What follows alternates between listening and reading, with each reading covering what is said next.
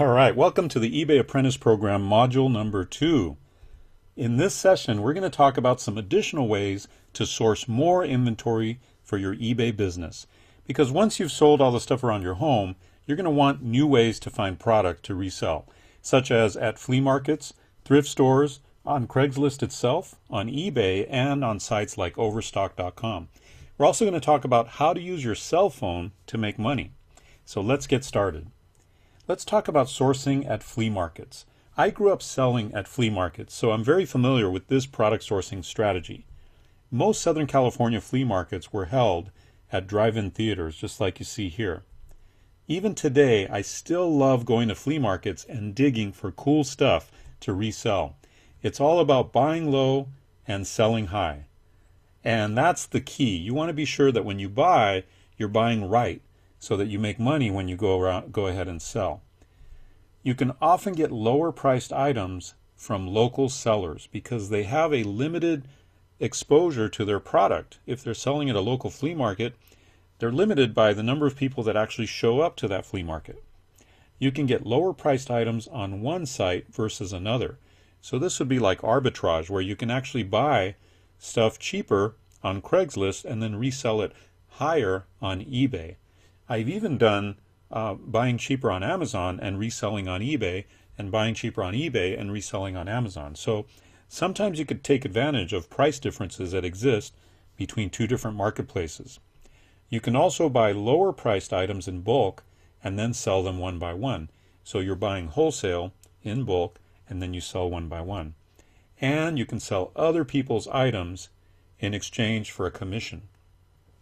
So there may be people in your neighborhood who are not tech savvy, who do not know how to sell on eBay, but maybe they have a lifelong collection of items that they want sold, and they're willing to pay you 20, 30, 40% of that value in order to get the items sold.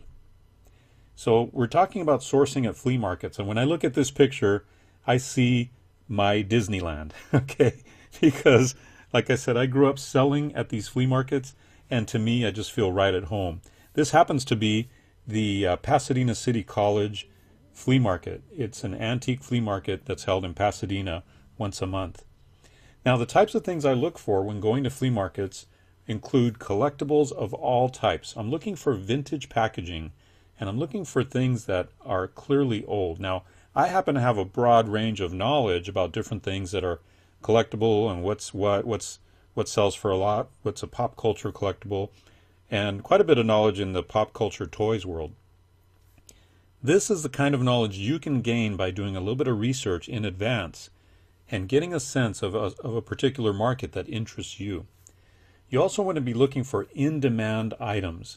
And over time, you start to develop a BOLO, we call it a BOLO list, or a be on the lookout list. That's what BOLO stands for these in-demand items that you know you can flip and turn into a profit. I've also found that software can be a great item to resell and make money on.